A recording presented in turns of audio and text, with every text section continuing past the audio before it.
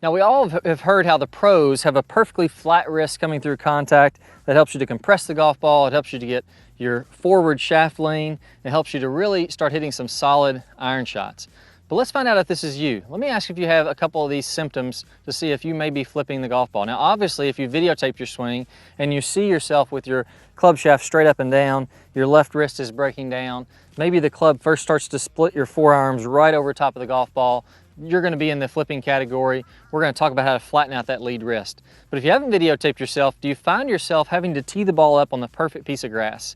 If the ball is sitting down, maybe it's a tightly mown fairway, maybe it's not setting up just right, you find yourself kind of moving the ball around back and forth until you just get it 1 millimeter higher than the normal lie that it had to try to give yourself any margin for error that you can.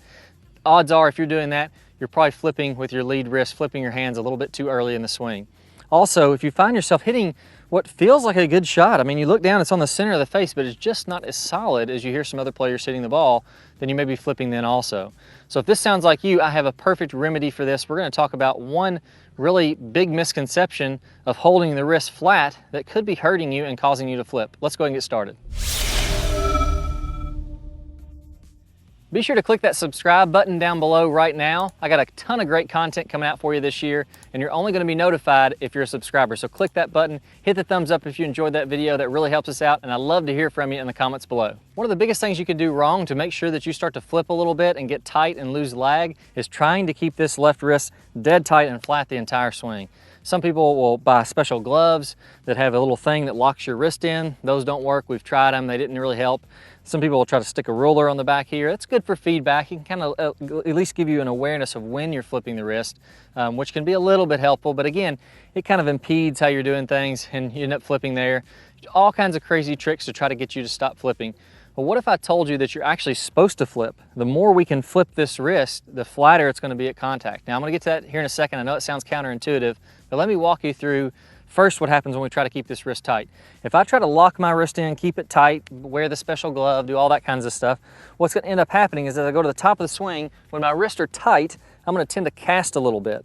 When I start to cast a little bit from the top, now all of a sudden my club is outracing my hands, so no matter what I do, I end up kind of flipping through contact and my left wrist breaks down. So the tighter I keep my wrist from the top of the swing and in the backswing, what's going to happen is I'm going to be more and more likely to flip. Let's go ahead and try one out. I'm going to try to really lock in my left wrist, keep it flat, and let's see what happens. Yeah, so I could definitely feel myself flip there. Didn't feel very solid, even though I hit the center of the face. It was kind of clunky because I added a little bit of loft to that. And the reason is, again, it's not what's happening down here. It's that when you get tight with your wrist, you start to cast early and that club starts to outrace the hand. So no matter what you try to do at contact, once the momentum of that club starts going, it is way too late. There is not much you can do about it. So the proper way to do this is to actually let the wrist go. Now, this is what I call kind of a wrist snap.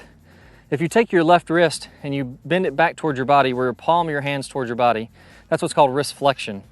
Now, if I do it the other way, that's called wrist extension. In the golf swing, the wrist is doing this.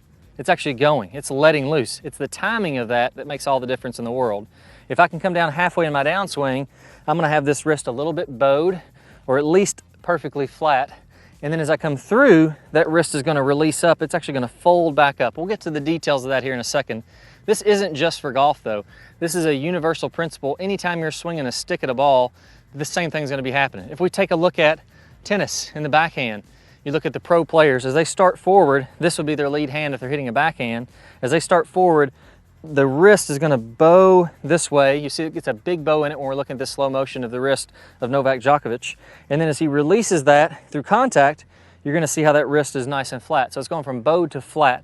Now in golf, we don't go quite this extreme, but I use tennis as an example because it is a little bit more extreme. You can see how that wrist bows and then snaps forward to go flat. In golf, the same thing has happened. If we take a look at Tiger Woods, we'll see how his wrist is flat coming down. It doesn't have to get that much bow as we talked about there in tennis. But as he releases on through and his hands come up past his shoulders, look at that left hand. You'll see that thing is almost bent 90 degrees.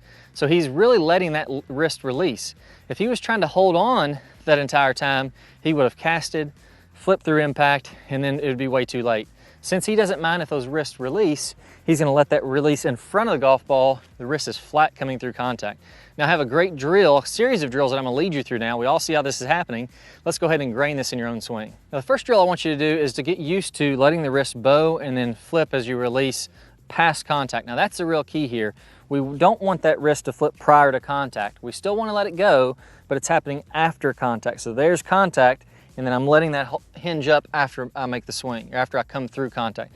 So think about hearing or feeling that wrist come on up as you're about chest high in the follow through, just like we saw with Tiger Woods. So the first piece to this is gonna be letting that wrist feel like it bows. Now if we're gonna do that, I need to feel like I turn the club handle like I'm turning it, twisting it around itself, the handle there. You notice how that bows my lead wrist. So if I come about halfway back, I bow my lead wrist, I'm gonna feel like the logo of my glove is down toward this ball. And then as I come through, I'm gonna go ahead and let it be flat as I'm coming on through here. And if I go a little farther, I'm gonna go ahead and let that hinge up. So just some little mini swings, some mini practice swings, feeling like I let that wrist bow, big angle in the wrist there, right hand on top, logo down. And then as I come on through, I'm gonna let that fold up as I'm coming up here above my chest.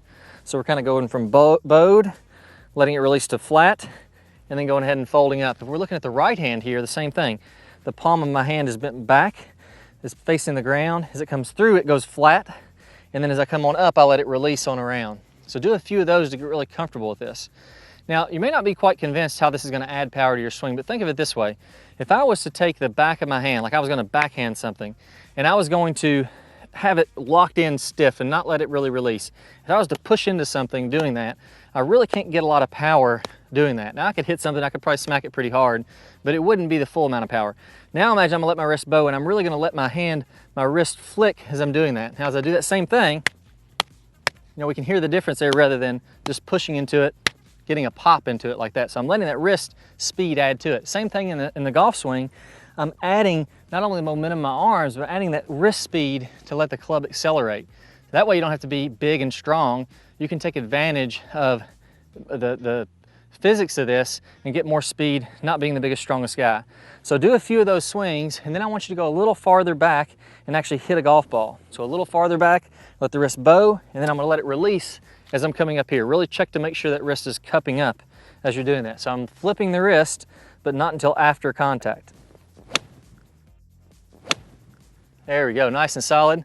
I took what felt like a 3/4 swing there, and I got that ball all the way to the green with my 8-iron. So that was about, let's see, that actual shot went 152 yards with just a nice, easy 3/4 swing with the 8-iron. That's a lot of that action is coming from the wrist. Now another great training aid for this is a really simple one. It's called a tactic, and all this thing is, it goes over your wrist. Got a little piece of plastic in there that snaps. And if I put this on, what we're gonna see here is that it makes an audible sound, but it doesn't happen until after the swing. Right, so you can see this little tab is on the back where my logo of my glove is, and if I let my wrist bow, there's got some space between that and my wrist. As I let my wrist cup, or I flip my wrist, now all of a sudden it's gonna make a little click. You can hear that happening. So this is gonna give you audible feedback now to where I can tell when I'm flipping my wrist. So if you tend to set up with your hand like this at a dress with a cup there, you're gonna notice, oh, I gotta get my hands way forward to get this not to snap. So as I set up from there, this hasn't snapped yet. I should be able to go all the way to the top of my backswing. Even in my downswing, I feel like I'm gonna create a little space there like we talked about. And then I'm gonna, from there, let this go and snap up. Now I hear that snapping right around here somewhere. So I shouldn't be hearing that until I'm about, again, chest high in the follow through. But the key is, once I get to impact, I want to feel like that's happening as quickly as I can. I want to get that, you know, that pop, that snap coming through there. So let's go ahead and try one here with the tactic. You don't have to have this. This is just a good example of why it's not a good idea.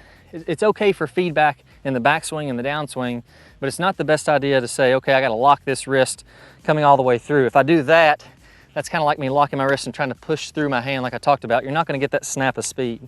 So let's go ahead and get this set up correctly. Let's listen for the tick coming through into the finish. There we go. So me, I don't know if you can hear that on camera, but for me, I felt like that snapped right around in here, and that was a pretty solid shot. So again, with this or without this, you can still do the same drill. Now last piece here, I want you to focus in on your right hand. And again, we talked about that right hand covering the golf ball.